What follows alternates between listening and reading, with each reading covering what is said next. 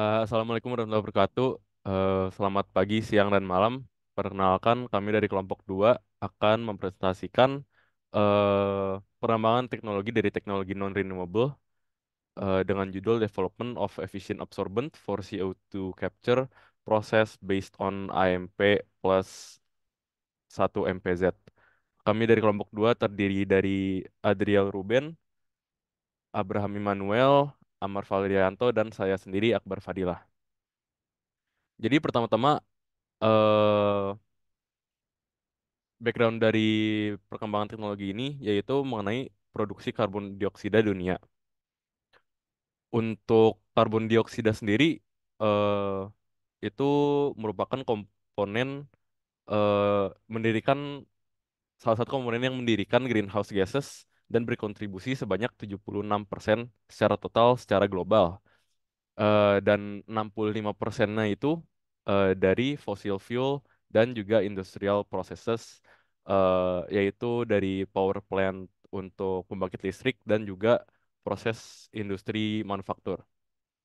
Ada beberapa cara untuk menanggulangi hal tersebut.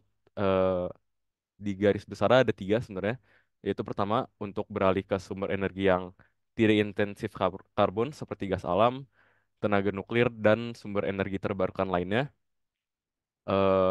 Kemudian kedua, peningkatan efisiensi energi dalam produksi dan konsumsi listrik. Dan ketiga, peningkatan penggunaan konsep carbon capture, storage, and utilization atau disingkat CCSU. Di poin ketiga ini adalah poin yang akan kita bahas lebih lanjut pada presentasi kali ini.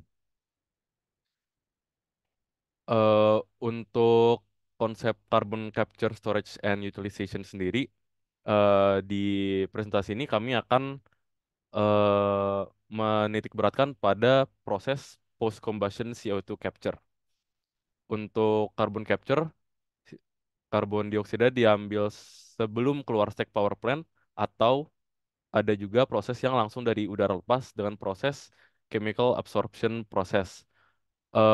Sebenarnya untuk carbon capture ini ada yang kita bahas di sini ada post combustion, yang lain ada pre combustion dan juga ada eh, penangkapan dari oksigen.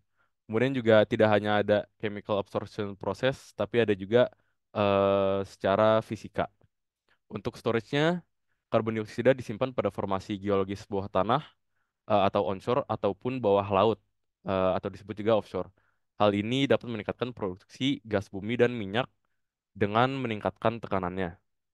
Dan terakhir, utilization atau penggunaannya, karbon yang diproses dari karbon dioksida yang sudah ditangkap kemudian diproses kembali, ditransport dan juga dikompresi sehingga dapat digunakan kembali sebagai bahan pupuk, bahan polimer, material bangunan dan juga dengan kemajuan yang terkini yaitu menjadi synthetic fuel atau bahan bakar sintetis.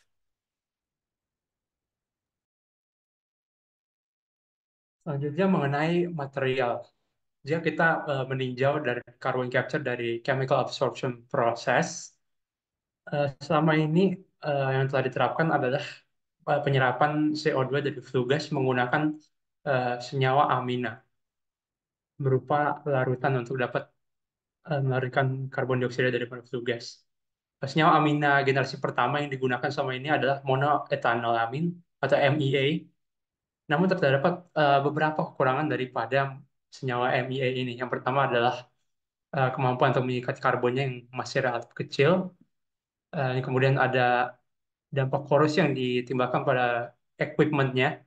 Kemudian ada volatilitas yang tinggi atau mudah menguap senyawa MEA ini. Dan juga yang terakhir adalah justru dampak yang tidak baik terhadap lingkungan. Nah, untuk menanggulangi ini, maka akan dilakukan percobaan pada dua senyawa amina baru. Yang pertama adalah methylpiperazine atau disebut 1-MPZ dan juga aminomethylpropanol tersebut AMP. Nah, dalam percobaan ini akan digunakan campuran penggabungan dari 1-MPZ dan AMP, di mana kedua senyawa ini dapat saling melengkapi eh, sehingga menimbulkan dampak positif pada sifat kinetis dan termodinamikanya dan juga berdampak baik dalam daya serap karbon dioksida.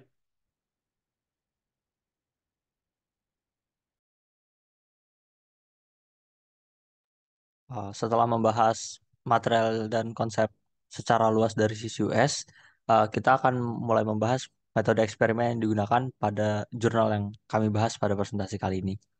Pada di jurnal terdapat setup eksperimen yang digunakan, terdapat 11 komponen, dan komponen yang paling penting salah satunya adalah komponen pertama yaitu tabung CO2, karena di sini kita akan melihat kinerja dari material tersebut sebagai absorben dari uh, karbon dioksida tersebut.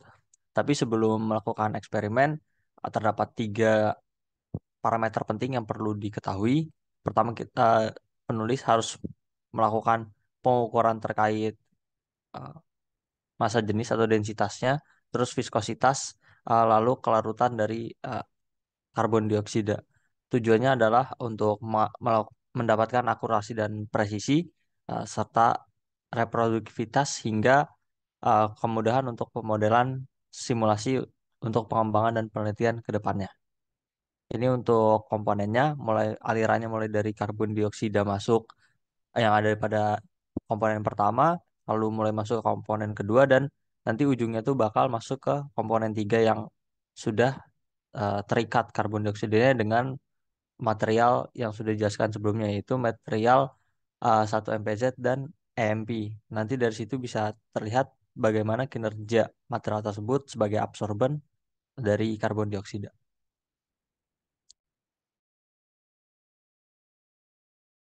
Oke, berikut merupakan hasil dari percobaan. Jadi yang pertama, kepadatan atau densitas dari dari campuran AMP plus 1 MPZ ini tidak menunjukkan deviasi dalam densitasnya. Dengan berbagai komposisi pelarut, hubungan linear dan densitasnya berkurang ketika meningkatnya suhu.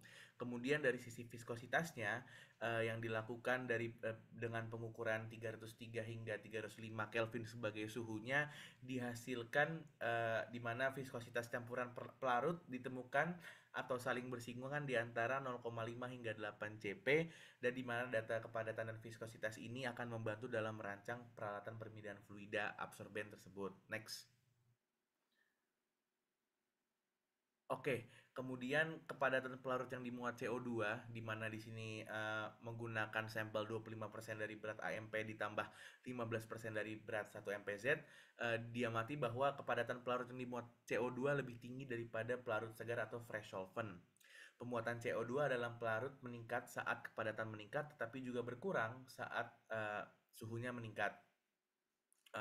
Kemudian keseimbangan kelarutan CO2 di mana dalam 30% berat 1 MPZ dan juga 30% berat MEA, yang dibandingkan di grafik di samping ini ditemukan bahwa tekanan parsial keseimbangan CO2 di atas 30% berat 1 MPZ lebih besar dibandingkan 30% berat MEA. Hal ini menunjukkan bahwa pemuatan CO2 lebih banyak dalam MEA karena massa molar MEA lebih rendah dibandingkan dari massa 1 MPZ.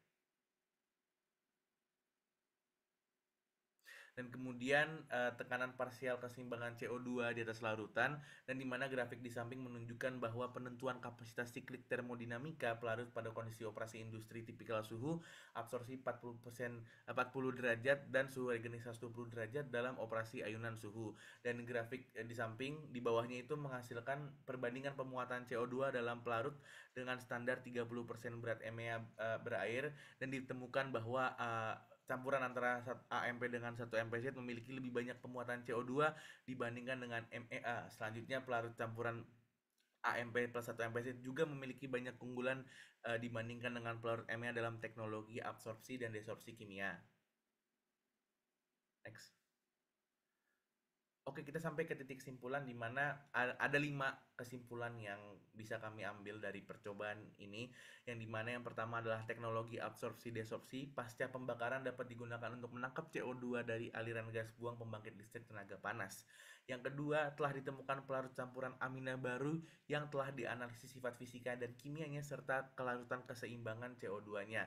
Yang ketiga, pengikatan CO2 untuk AMP ditambah 1 MPZ ditambah H2O ditentukan secara eksperimental dengan kapasitas pemutaran siklik sekitar 1,75 mol CO2 per liter pelarut, melebihi pelarut MEA konvensional.